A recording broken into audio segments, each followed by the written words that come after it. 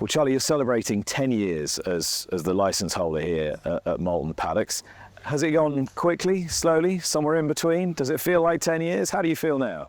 I have to say, it seems to only like yesterday that you and I were probably at Santa Anita there, welcoming in Outstrip there as being our first sort of Grade 1 winner, and time has flown. As I say, don't wish your life away too quickly, because it's amazing how fast it's gone, and it's been an amazing ride so far to date, and we're still very much enjoying it. I mean, can you remember how you felt when you saddled that first runner? I mean, can you remember the sense of responsibility you felt?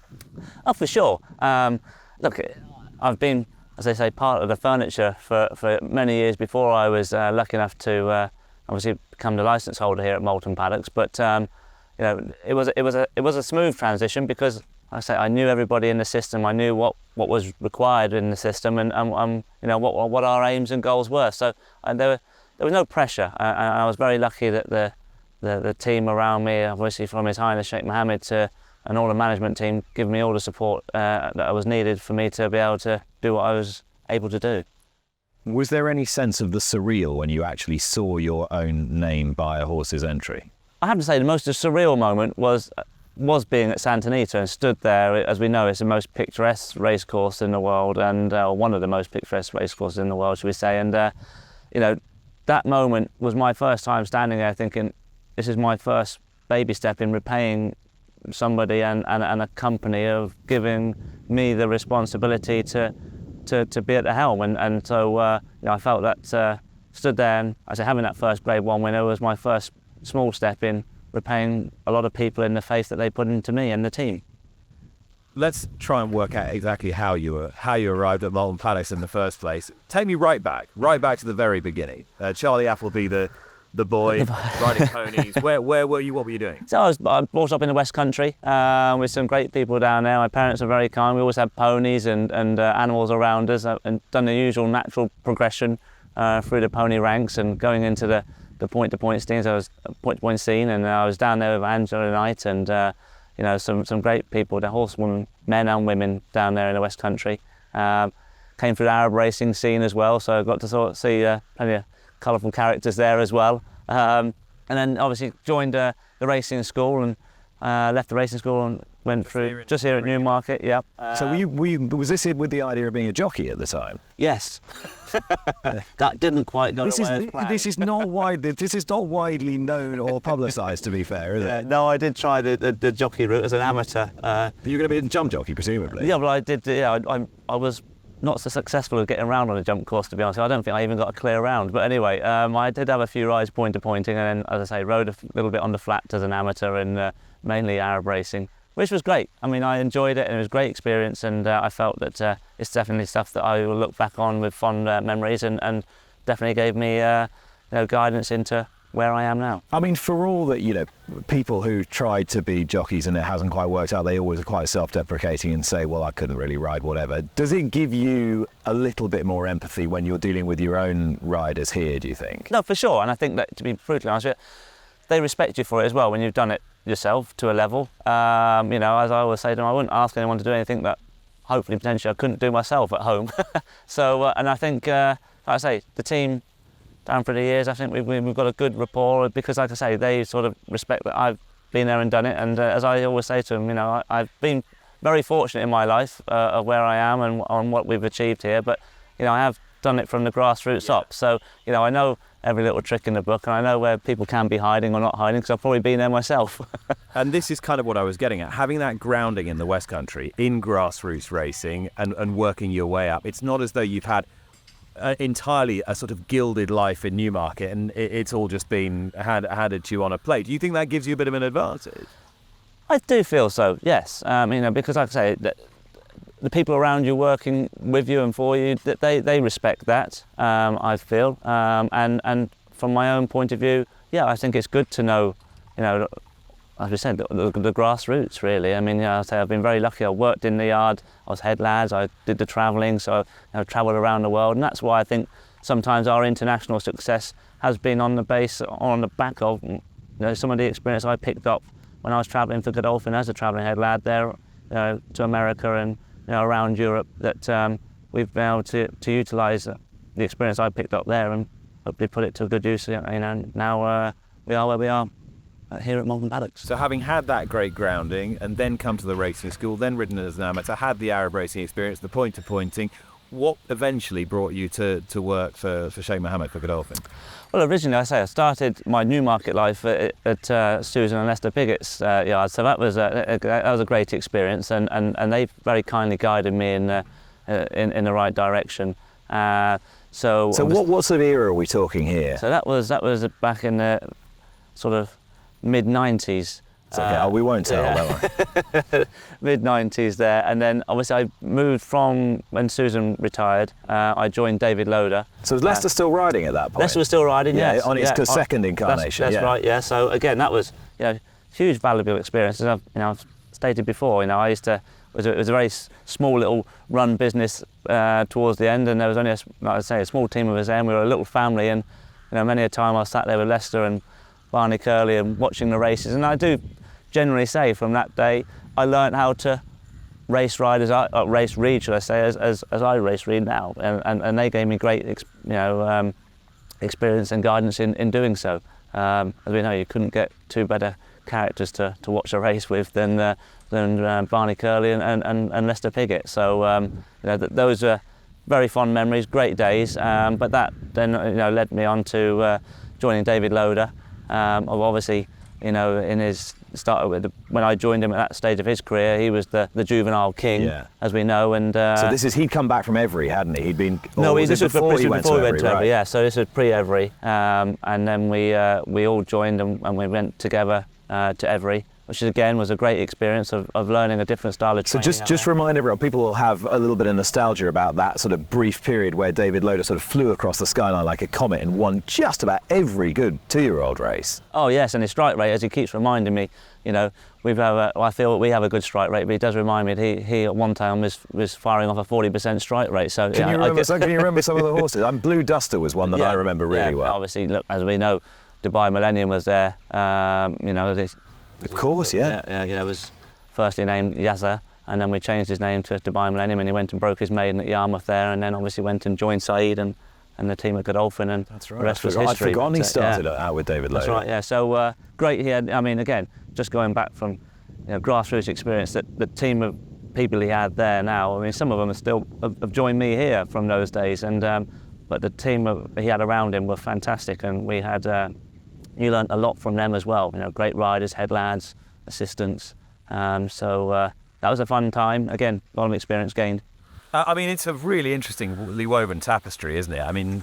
From, as you say, the grassroots stuff that we talked about, David Loder, big flash Newmarket yard, firing out all these 2-year-old winners, the sort of Lester Piggott, Barney Curley legends of the game. Do you look back on that and think, wasn't I lucky, or do you think, well, you make your own luck and you've got to open your mind up to lots of different experiences if you actually want to really get the best out of the game?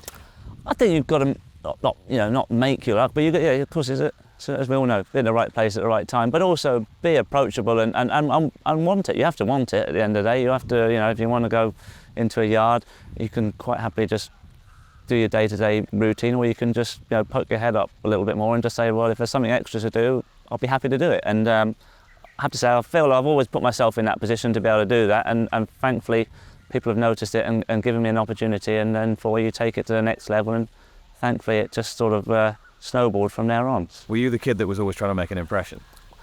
I always used to turn up with my fake Gucci shoes, trying to look good anyway. But you did. You wanted to. Yeah, no, for sure. You were clearly quite an innately ambitious person. Yeah, but I think it's the people I was around as well. That I say, being in that era with David at the height of his career. A lot of us were a lot of good people, as I say, and very positive people. And I think you just sort of get drawn into that. And the more I was travelling through my career as well around the world, the great thing about racing is, you can be looking after one of the horses in the yard there in the morning, and in the afternoon you're with these hugely successful people who have then become owners and enjoying the sport, but their sort of aura, once you're in there, you sort of become sort of drawn into this, well, maybe I can do a little bit more. And so I have to say that's one thing I sort of try and explain to the younger generation now is, always just be nice to your ponies, because your ponies will lead you onto the horses, and then, before you know it, these horses take you all around the world and you meet so many great people, and hopefully one day, they'll put you into a position where you're enjoying it and being successful yourself. You have that sort of an openness and open-mindedness. You actually have quite an American temperament, I think, in that respect. Do you ever reflect on that when you go there and do well? No, I think I enjoyed my time there, and I think I've been brought up with Godolphin. I think I'm in my 25th year, or maybe a bit more now. So I'll have to go back and check the records on that. But I've been, a lot of my life has been brought up in Dubai as well, and you see how things have changed in Dubai over the last 20 years or more. Everything's positive. So I think, as I say, the people and the lifestyle I've been in has been very positive. So I think you just get pushed along with that, and thankfully I feel I don't want to be known as being negative, that's for sure. Well, I don't think that's ever likely to happen. In fairness, your glass is mainly half full.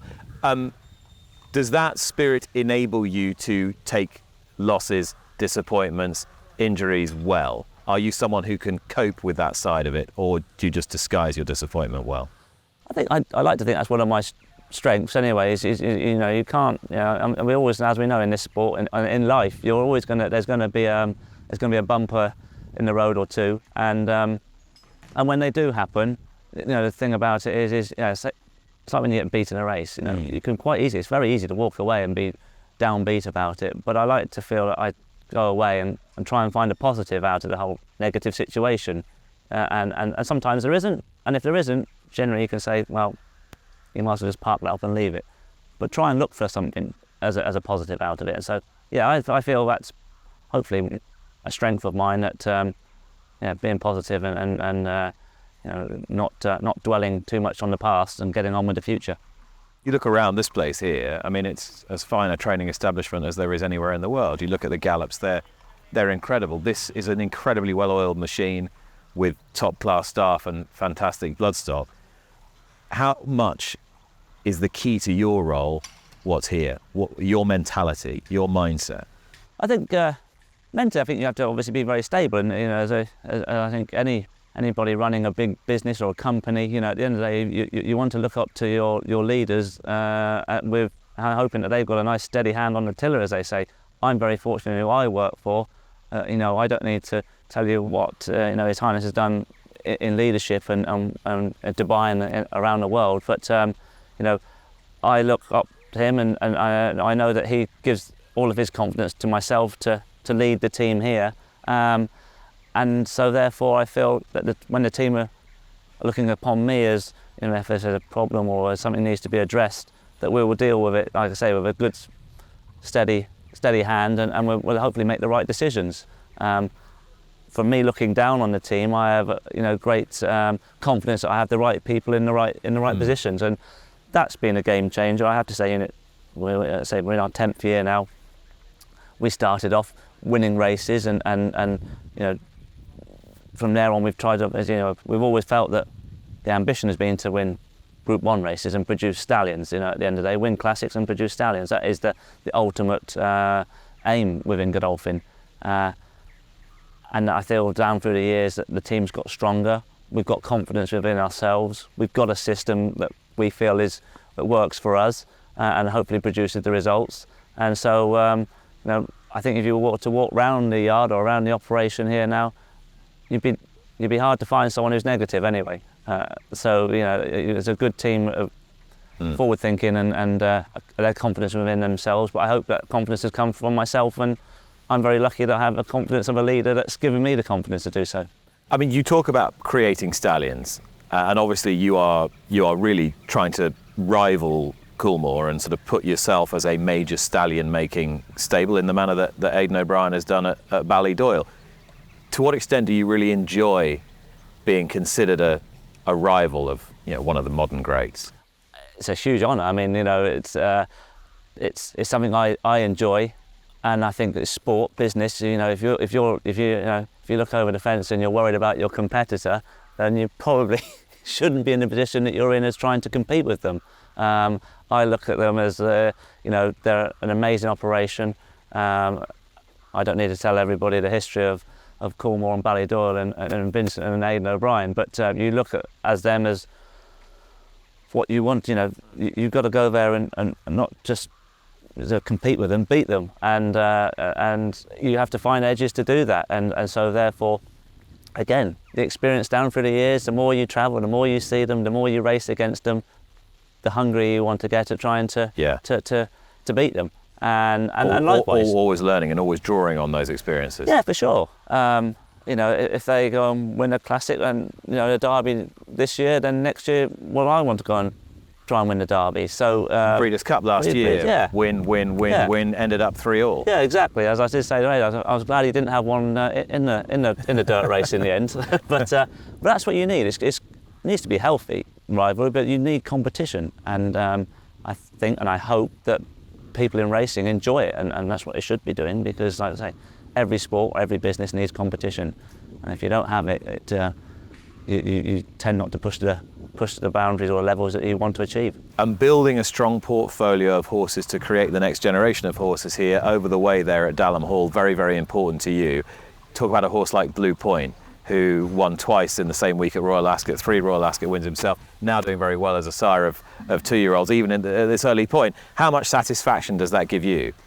Oh, it's huge. I mean, I say that you start to feel a little bit older when you see some of the progeny coming through now. Let's say some of the mares that are on the farms now, and you've been lucky enough to train them, and so obviously now the stallions are coming through as well. And as you quite rightly say, a horse like Blue Point, who will always be very close to our heart here at Moulton Paddocks, of what he achieved, obviously doing that great double at Royal Ascot. It goes down in history still to this date, 2 Group 1s within the week. I know it was achieved before, but as we know, those races weren't both Group 1s, when Ghaiyyath did it. But what set him apart as a racehorse, do you think? He had that will, that Shamadal will to win. You could put anything in front of him and he would, nothing would faze him. He pleased. He was one of the very few horses. And I know that a lot of trainers will potentially watch and think, well, yes, no, but we all know that very few horses you'll see gallop strong in the morning and gallop strong in the afternoon. We always know there's plenty of morning glory horses, but he did it on AM and PM. It's very generous. Very generous, yeah, right from the start. And that's what I feel that took him to the levels that he achieved. Here's something I remember about you fairly early on in your career as a trainer. Blue Point won the Jim Crack Stakes at York, really quite impressively. And after the race, people were quoting him for the 2,000 guineas because he was by Shamadal. And immediately you said, I don't think so. This horse is a sprinter. And I felt that was quite brave. I know what you've been seeing in the morning, but he was by Shamadal. You're a Godolphin trainer. You're here to train classic winners. And immediately you said, he's a sprinter. To what extent do you think being able to identify what a horse's career is going to look like and being able to curate the career of a top class horse makes you the trainer that you've become? I feel that you've got to play to your horse's strengths, and obviously you find a strength in that horse, and we felt that the horse was going to potentially be a sprinter at that stage. We still, as we know, we stepped him. The great thing about the programme was that we won the Jim Crack. We had the opportunity to run him go off interest. So we ran him in the Dewhurst as a 2-year-old because it's a very long. If we finished after the Jim Crack, we'd have spent all winter wondering, do we stay, do we not stay? Obviously, we had the opportunity to run him in the Dewhurst, and we were confident that he probably wasn't going to stay. But still, class told, because he still went and ran a great race and was third. But we knew from that point, well, that is it. Well, your initial instinct was right. Was right. Yeah. And that's what I feel. To make a good horse, hopefully one of the greats, or become a stallion at the end of the day, you've got to play to his strengths. And when you're messing around with them, sometimes you enhance the chance of probably ruining their career, really, and not getting them to the level where they can show their best ability. So hope that's something we're slowly getting right. But it's that career management, isn't it? Yeah. It's guiding these top class horses into the right spots, because you can ruin one quite easily. Yeah, for sure. But again, I don't want to take all the applause. At the end of the day, I can't do without the people who are on the ground looking after these horses and riding these horses, and that's where I feel that we went from the first sort of 5 years of myself at the helm here to the second half of where we are now on the 10th anniversary is that the team that I have around me, the strength is what's taken us to the levels we're at. Firstly, we have to have the horses, but secondly, you have to have the riders and the guys who look after these horses. And these riders, I'm a big believer, unless you've driven a Ferrari, you don't know what a Ferrari's like. So, if it's no good somebody telling me it's a group horse if he's never sat on a group horse before. Whereas we have the team here now, they've sat on plenty of group horses, classic winners, and so I was just thinking, you're in this very, very luxurious position of somebody saying they need to tell you if it's not a group horse here, don't they? That's the thing. When you're dealing in large numbers, that we are, you have to be able to identify. You can use as much time and effort and into an ordinary horse as you do into a Group 1 horse. As exercising, looking after it. So the system, you have to try and to identify what levels you're going to be dealing with your individuals. And having lads here, we've got the Willie Ryans, who obviously going back to the Blue Points. I mean, Willie always says it's one of the fastest 2-year-olds I've ever sat on. And he sat on plenty of fast horses when he was at Henry Setzels, I can assure you. So those from the early days were great people. Paul Edery's and the team that we have here now is, as I said, Shane Featherstone's been often documented as in horses he sat on here for us, but when he sat on, Motivator and Frankel, when he says this horse feels good, i.e. Ghaiyyath, he's good, and ultimately he goes on and does what he does. So those are the strengths to the team, is having people around you who've dealt with good horses and a good horseman. I was thinking about staging posts through your career, and you mentioned Outstrip at the Breeders' Cup, standing there in the foothills of the San Gabriel Mountains thinking, really, have I just done that? Probably a bit of imposter syndrome at the time, I should think. You talk about Blue Point, the 2 wins at Royal Ascot, making stallions, and you just mentioned Ghaiyyath there. He strikes me as one of those horses that, and until he does what he needs to do as a stallion, he might just sort of slip through the historical cracks a little bit, and people don't really remember quite how good he was. No, obviously we know a lot of his achievements were during the COVID years. Yeah. So unfortunately there wasn't the crowd there to appreciate what he was doing on the racetrack. But I'm confident that a horse like Ghaiyyath won't be forgotten. What he achieved as a racehorse was phenomenal. I mean, he's highest rated older horse, he was champion older horse. Do you think he's the best horse you've trained? Best middle distance horse we've trained, yes. Yeah. That year, obviously, it was the year of Masar as well. He was a horse that we felt at the time in the spring was going to be our Derby horse, and met with setbacks there during his early part of his 3-year-old career. And thankfully, Masar was there, paving his own career to the highest level in going ahead and winning the Derby. But Ghaiyyath was always that slightly more slow burner, and I would say he was the best middle distance horse I've ever trained anyway. Was he one of those where you just stopped that little bit longer at his box? One of those type of horses? Yeah, but it was again, 2 horses, I'll always say, AM and PM horses, Ghaiyyath and Blue Point. One was a sprinter, one was a 1.5 mile horse. You could put them together. Ghaiyyath was that had that much natural pace, but you couldn't wait to watch them gallop in the morning because you got a buzz out of it. And then, like I say, they went to it in the afternoon. So I say it's unusual to see it done AM and PM, as I was going back to. What does a horse need to do to really get to you, to really move you, to really kind of get inside your heart as well as your head?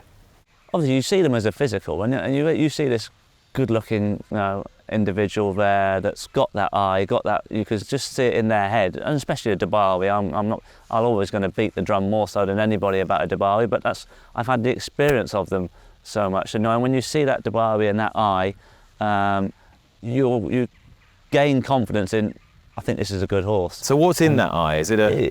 It's a big, strong eye. It's open. It's, as I always say, it's looking to the future, and those Dubawis those good Dubawis out there, and there's plenty of them. I'm sure if you go back and look at them, they've all got a great eye and a great head on them, a strong head.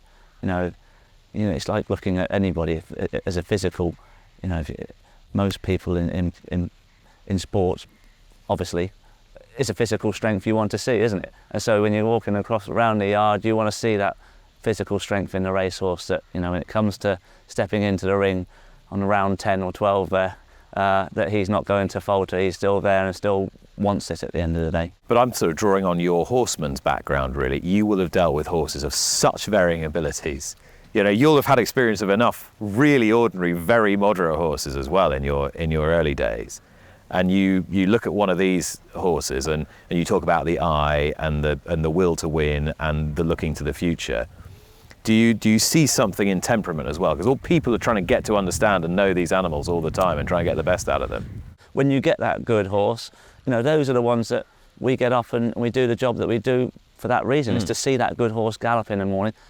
But what you get more of a, as you're saying, what really grabs you is watching the progression of a good horse. You know, we can all say, well, we hope that's a good horse. There's a lot of distance in hope. Yeah, exactly. But when you start to see the transformation from being, you know, a horse that's unraced to winning its maiden to maybe getting beaten, but you still have it in your heart that you think, well, he's a good horse. I don't mind if he gets beaten. And it's never a worry of mine if a horse gets beaten, because I always feel until you're beaten, you don't know what it's like. And so therefore, when you get into a battle, you've got to know, well, I want it, because I don't want to be beaten. And I'm a big believer in that myself in sport, but horses as well. You know, once they've been beaten, I actually go into the next race, or the bigger race, is more confident that if you've got that unbeaten, and everyone loves to see that unbeaten colt, we'd love to have 10 Frankels in the yard. But as respects to where we are with some of these horses, I'm happier when I've had one, you know, say this, beaten on its second start. Through lack of experience, it's gone and won its first race so comfortably, which sometimes can be a negative when you go and win so well first time, because the horse hasn't generally learnt anything. Well, this is interesting, because you talk about that and you talk about the way you campaign horses to bring them on and sometimes do slightly funky things with them.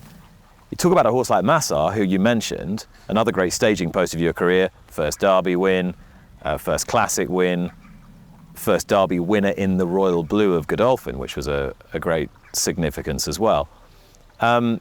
You took him to the Breeders' Cup Juvenile Turf at Del Mar, and he had the shocking trip, but for which he might have won, finished 6th or whatever, still ran well. You ran him on the dirt in Dubai as well, so he had a pretty kind of peripatetic career by the time he landed up as a Derby horse. He did. That wasn't all thought forward processing or just planning. Take the credit now, look back and say, I did all these nutty things because... He went to, look, at the end of it, he went to the Breeders' Cup because he'd gone through that sort of process that we've done with a few of our juveniles before, you know, as a outstripping horse, you know, a couple of horses like that we felt that he was the right horse to take to a Breeders' Cup. His size, he was nimble, he was good moving horse, balanced, and had enough experience to take to a Breeders' Cup. That was first and foremost. Obviously, as you say, we didn't have a great trip round there, but you put that away. We still felt that the horse had a good level of ability. We took him to Dubai with no sort of thought process to run him there, to be honest. It was to sort of take him to Dubai, let him winter away and look towards a Guineas prep. But he became a bit of a handful in Dubai, so we thought, right, it's time to put some manners back on you again. And to be fair, that's why we sort of got, all of a sudden, here was a horse that was going around on our dirt track there, finding life very easy, kept stepping him up, doing it even easier. Took him for our one run round on the at Maidan there. Unfortunately, we didn't have a great post position. We were drawn wide. Rest is history. We didn't really turn up. But what we gained out of it, again, it never worried me. The horse was beaten. A lot of people would have said, well, you've got a good horse beaten.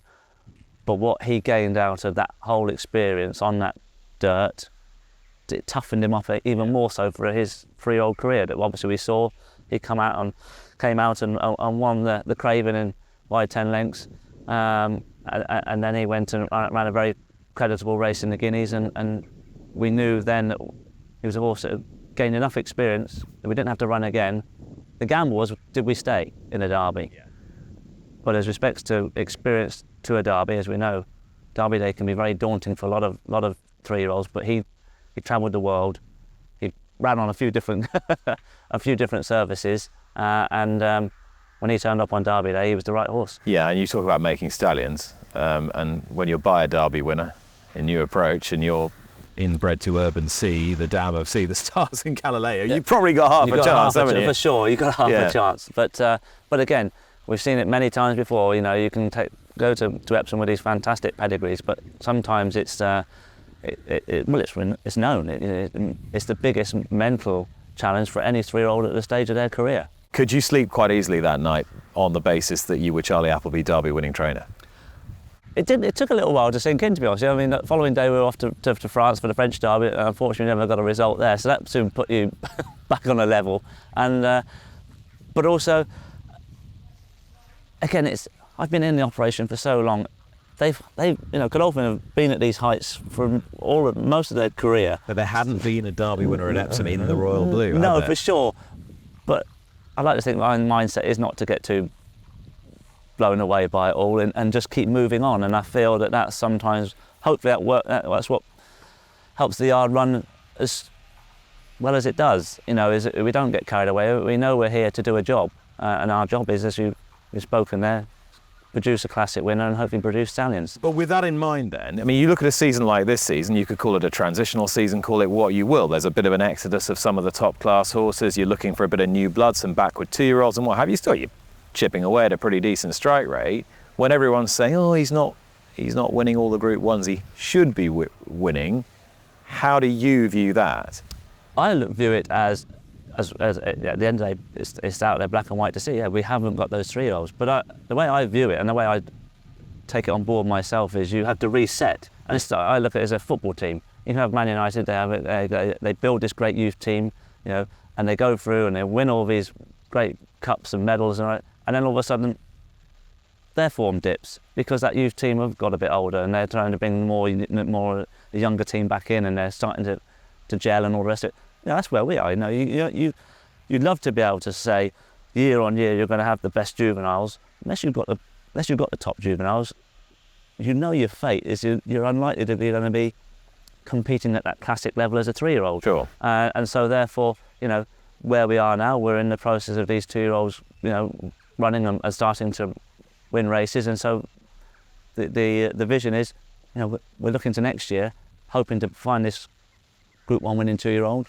Or 2-year-olds, hopefully, and that will then put us back on the platform as being a classic contender again next year. But without wishing to rest on your laurels, is there a sense where you can look back at last year, and it's only 2022, where you can go, right, I had 3 miling classic coals, one of them won the English Guineas, one of them won the Irish Guineas, one of them won the French Guineas, and it's only 5 minutes ago. That's it. I mean, that's the great thing about our sport, isn't it? You can achieve these heights, and then I say 6 months later, you're there, having to find that next year's Guineas, after we've missed this year, of being a classic contender, or classic winners, should we say.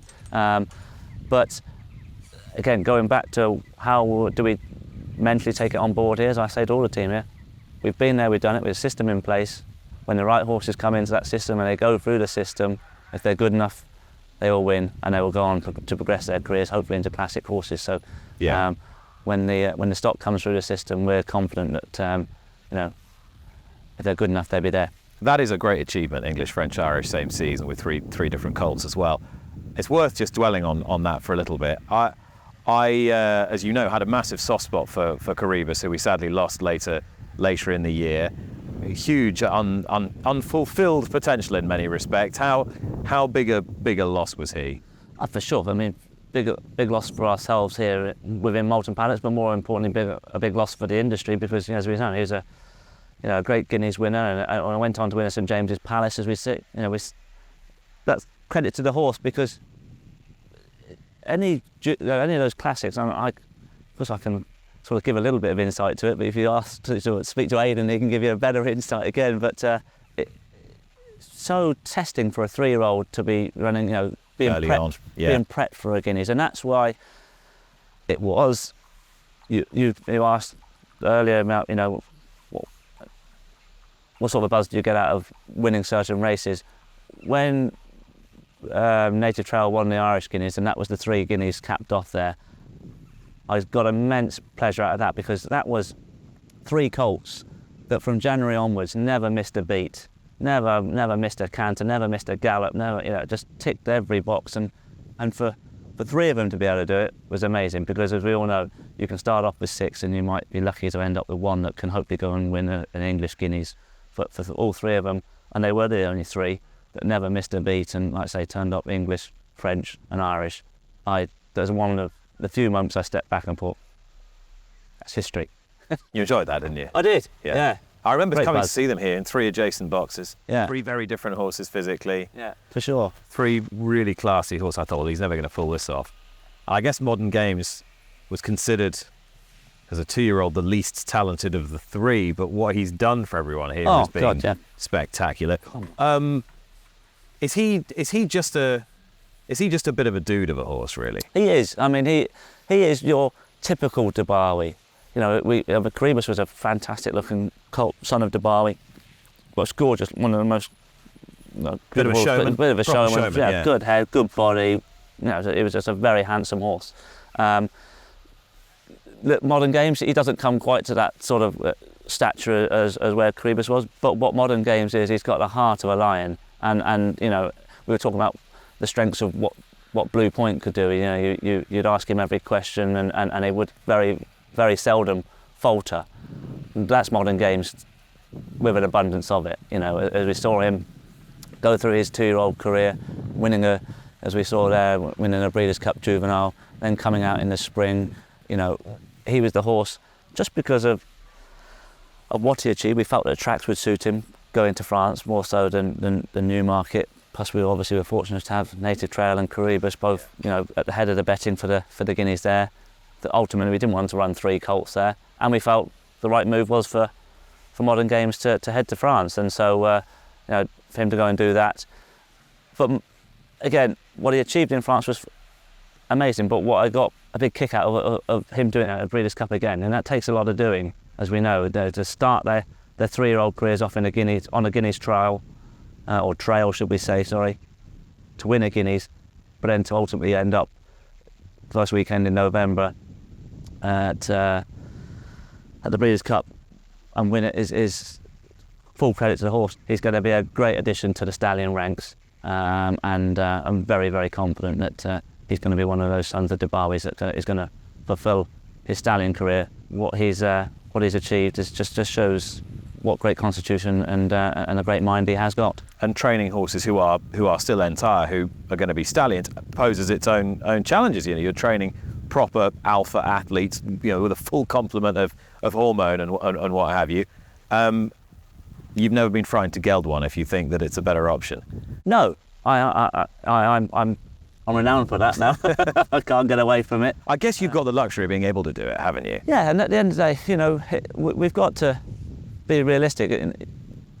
You can have all these colts. Ultimately, there's only going to be 2 or 3 of those colts of that generation being potentially Group 1 winners, and so stallion prospects. And so you know, it's a collective decision that we make, and you don't want to be ideally making the wrong one, but also it's the making of some of these horses. You know, Yibir. I mean, we could all say, well, Yibir is a you know, Group 1 Breeders' Cup winner. He was gelded in his 3-year-old career, but we saw what his 3-year-old career was like. It was going nowhere until we gelded him, and we gelded him and he took off. And I always thought with him, if he was a student, he'd spend most of his time having a fag behind the bike sheds. 100%. I mean, you wouldn't know what Yibir could turn up. Now he's been a model of consistency, but up until then, we saw him from being pushed for the first furlong of the race to then all of a sudden pretty much running away with everybody for the first furlong of his race. So, you know, I say you've got to pick the individual, and you've got to say, well, what do we have to do to get the best out of this horse? And if it means gelding him, then ultimately they're to be a racehorse. But of course, gelding provided you with another sort of historic moment, really, which is the first British trainer to win the Melbourne Cup. Yeah, with cross counter. That's right. And he didn't just win either, did he? No, that was again one of those sort of surreal moments. It come off the back of we just thankfully had won Line of Duty, had won the Breeders' Cup Juvenile, so we were all a little bit dazed by the time we had arrived in Australia. Didn't know whether you were coming or going at that point. And he'd met with a setback probably 10 days before cross counter, so he missed a bit of work, which probably, again in hindsight, was the making of him going into the race. Probably, you know, fresh and well, rather than sometimes you can get drawn into, do I need to see one more gallop just to make sure we're fit and we're ready to go. It was a great race to watch. Karen McAvoy, a great friend, and obviously, as we know, a lot of history with Godolphin. Was a second jockey to Frankie early in his career. Rode him and gave him that typical Karen ride, as they all know. He's just got to wait until you get to the clock tower there before you give him the office, and you could read it from some way out what Karen was doing. And it's very rarely you can watch some of these bigger races and actually have confidence when they're coming up the straight that you're going to get there. But there's one of those races you did watch and you thought he's going to make it, and thankfully he did. And like I say, it's a history moment, or historical moment for being the first British trained horse to win a Melbourne Cup in a race that Godolphin, we've tried many times before. So to tick that box, shall we say, was very satisfying. Yeah, pretty special all round. And you talked about Kerrin McAvoy and your relationship with him. You've known him an awful long time. Probably William Buick and James Doyle less long, but they've been incredibly important to you here at Moulton Paddocks. That consistency that you rarely see between trainer and a team of jockeys, how much has that helped the progress of this place, do you think? Helped the progress for this place. I'd like to think it's helped the progress with them as well. At the end of the day, we look at, we all work together. We're in the yard here on a daily basis. The guys will come in 2 or 3 days a week there. Outside that, we're socialised together as well, which I think, doesn't make it any better, but we're friends ultimately. Yeah. Karen was on the phone this morning just to ring up and ask how the family and everybody are. But going to back to William and James, is that we have this great working relationship that we look at things constructive. We know you can watch a race and it's very easy to walk away and think, oh, I wish he'd done that, or wish they'd gone up the inside, I wish they had held and done something different. That's the easiest sort of cop out. At the end of the day, I always look at it as it's a sport that they are trying to manoeuvre 500 kilos of horse around, as easy as it looks on TV. But when you're actually on board, and I always like to say to the guys, the great thing is when they come and ride for us in the race, they know the horses in the morning anyway, so hopefully they know their strengths and weaknesses. And once those gates open, you can advise and say, look, the horse lacks a gear, so try and ride him forward. But if all of a sudden they've fluffed their lines from the gate there, well, the whole race complexion changes, doesn't it? And so therefore you've got to leave it to the guys to make the calls as they see fit. And we've won lots of races, we've been beaten in a few races as well, and they're the first to go off like, should have won. And at the time you think, oh my God, we've just missed out on an opportunity. But you walk away from it and say, look, we've ran a solid race, we'll get it right next time. And thankfully, percentage-wise, we get it more right than wrong. Is there something enriching about kind of all these careers starting to burgeon and flourish at the same time as well? It's not like you're an ancient trainer with a young kid jockey coming up at 18, or you're a 30-year-old trainer with a grizzled 50-year-old at the end of their career. Do you know what I mean? There's a nice kind of symmetry about it. Where we are, for sure. Obviously they're a bit younger than me, but you know what I'm getting at. Yeah, just take it. Yeah, but what's been, when you sometimes look back on doing the interview we're doing, until you actually start doing something like this, you don't actually start to take on board what has happened realistically. I mean, as I say, our mindset is to keep going forward. We win a Group 1, we win a Classic, that's great, but we want to, you don't dwell on it, or you enjoy it, but you keep going. But you have to. This is a big juggernaut. You've got to keep putting the fuel in it. That's right. But going back to so William and James's career, along with myself, I feel that we've all come along together. Obviously, delighted to see William crowned champion jockey last year. That meant a lot to you, didn't it? Particularly after the previous year. For sure, yeah. Because like I say, he's been such a model of consistency and so professional to the sport, and a great ambassador to the sport, that he deserved to win that. And I know it's something that he wanted. He's got a family himself now, so it's nice for him to tell his children, years down the line, that Dad was hopefully going to be a multiple champion jockey. But to have his first championship there with the family was great. And James's career as well. I mean, they're both, at the end of the day, they were both successful jockeys before they joined myself and Godolphin. But I'd like to think that they've taken their careers to that next level. You know, obviously William winning the championship, but James, you know, having the winners that he has, the internationally Group 1 winners, classic winners on Coroebus, and then he went and won, you know, obviously had the great double, the 1,000, 2,000 guineas, and then Rebels Romance at the end of the year. And I know that was a big thing for James, and I got a real good kick out of that, you know, that James got his Breeders' Cup winner, and thankfully, like William, he got his first Breeders' Cup winner for Godolphin and for myself. So to be part of them having these historical moments is yeah, it's great. You talk about family. You've got 4 children of your own. You run this place. We're all trying to juggle lots of different things in our lives, but it strikes me that you've been completely unapologetic about being committed to one and the other at the same time, and just give it all everything as much as you can. It's a kind of big open way of looking at things. For sure, I'm very lucky in all the family support I get, but again, that stems from who looks after me. You know, they love to see the family involved as well, you know, and you know, so therefore it makes my life easier that they are totally understanding of what we're trying to achieve, but also at the end of the day we have a life, we have a family, and you know, in years to come they're always going to be there, and so for them to be part of it, especially at an age where they're at now, they're enjoying it, I know. My wife Ashling, I mean, she's the workhorse in there that keeps everything rolling along. They've been, you know, very much part of it, and my parents and my sister, she works in Australia for Godolphin as well. So it's a big family-run business. So, going right back to where we began this conversation, and just listening to you there and listening to you talk there, you've got such a zest and an appetite, not just for this place and for the horses, but for life in general. You know, if there's a challenge to be had, you'll get up and take it. You wake up with a positive mindset every morning. I'm sure there are down times, but you wear them quite lightly. Where do you think, going right back to the beginning, where do you think that all came from? You mentioned your parents there. Was that something that was instilled in you right from the word go?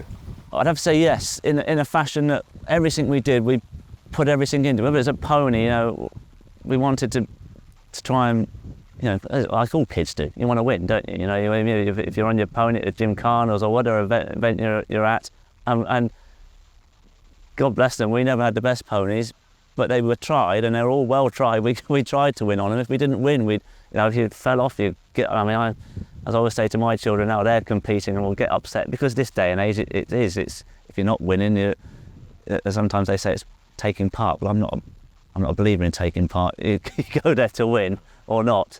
And so therefore, from the children's point of view, you know, they can find it sometimes more challenging. Well, I always say to them, I went to shows and I used to get rosettes for the best entertainment because I fell off that much. So, but it wasn't for the want of trying. That's what I'm trying to get to. So you've got to get back on. As they always say, you know, you might fall off off the bike or off the horse, but just get back on and give it a good go, and hopefully you'll succeed. Charlie, thanks so much for talking to me. Nick, pleasure. Thank you very much. Cheers. Boom. We're done. Mic drop.